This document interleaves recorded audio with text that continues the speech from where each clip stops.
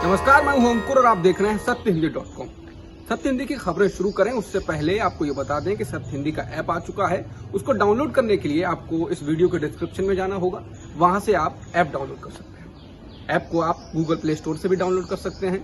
अब एक नजर डाल लेते हैं अब तक की सुर्खियों पर। तालिबान द्वारा अपने विरोधियों और उनके परिवारों की घर घर तलाशी लिए जाने की रिपोर्टों के बीच एक पत्रकार के रिश्तेदार की हत्या की खबर आई है। जर्मनी के सरकारी प्रसारक ने कहा है कि अफगानिस्तान में तालिबान के लड़ाकों ने ड्यूश वेले यानी DW के पत्रकार के एक रिश्तेदार की गोली मारकर हत्या कर दी है। DW ने गुरुवार को कहा कि आतंकवादी उस पत्रकार की घर घर तलाशी ले रहे थे जो जर्मनी में काम करता है। रिपोर्ट के अनुसार पत्रकार का एक अन्य रिश्तेदार गंभीर रूप से घायल हो गया है। अन्य लोग भागने में सफल रहे।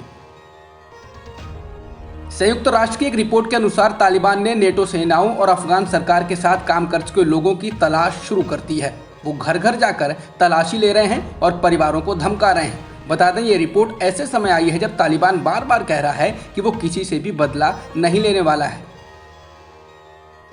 अफगानिस्तान पर तालिबान के कब्जे के बीच आवाज उठ रही है कि तालिबान का प्रमुख हैबतुल्ला अखुंदाजा कहाँ है।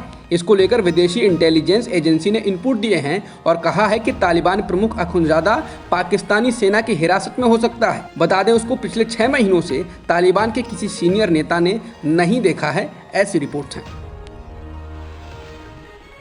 अफगानिस्तान में तालिबान के कब्जे के बाद से भारत पर सबकी नजरें हैं कि वो इस मामले में क्या करेगा। ऐसे समय में जब पाकिस्तान, चीन, रूस, ईरान जैसे देश पहले से ही तालिबान के पक्ष में खड़े नजर आ रहे हैं। भारत के विदेश मंत्री एस जयशंकर ने एक बार फिर अमेरिकी विदेश मंत्री एंटनी ब्लिंकन से अफगानिस्तान को लेकर चर्चा की है।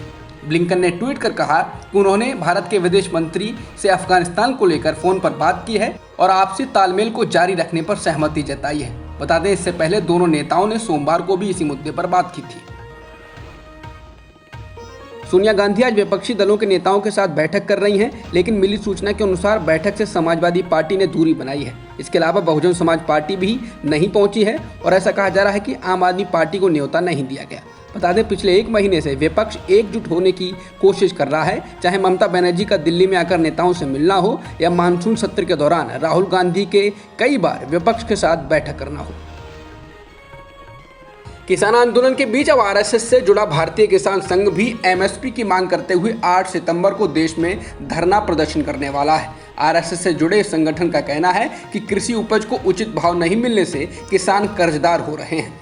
भारतीय किसान संघ के जनरल सचिव बद्री नारायण ने कहा कि MSP रेट का ऐलान करने का कोई अर्थ नहीं है अगर अधिकतर किसानों को वो भाव मंडी में मिलता ही नहीं।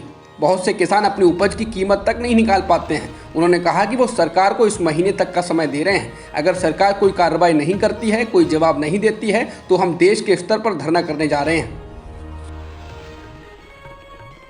देश में जिस धीमी गति से कोरोना के खिलाफ टीकाकरण हो रहा है, उससे अर्थव्यवस्था भी प्रभावित होगी।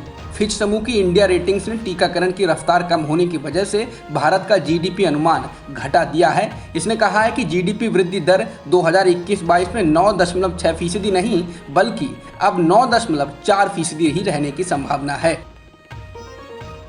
उत्तर प्रदेश सरकार ने अब रविवार को लगने वाले कर्फ्यू को भी खत्म कर दिया है। इसके पहले शनिवार के कर्फ्यू को खत्म किया गया था। सरकार ने यह फैसला कोरोना वायरस की स्थितियों की समीक्षा करने के बाद लिया है। अब तक की खबरों में इतना ही। बाकी खबरों के लिए बने रहिए सत्यहिंदी.com के साथ। सत्य हिंदी का ऐप डाउनलोड करें गूगल प्ले स्टोर पर।